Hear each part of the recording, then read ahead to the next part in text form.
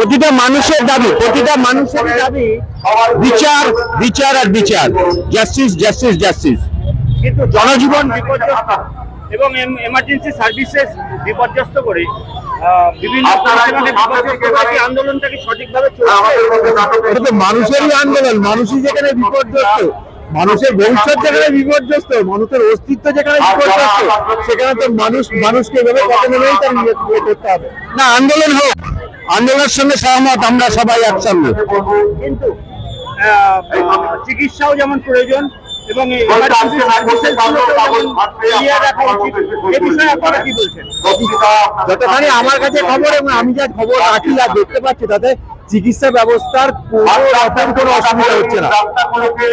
এই মুহূর্তে একটা ছেলে দুর্ঘটনায় মারা গেছে, তাই নিয়ে কিছু রাজনীতির গন্ধ পাওয়া যাচ্ছে।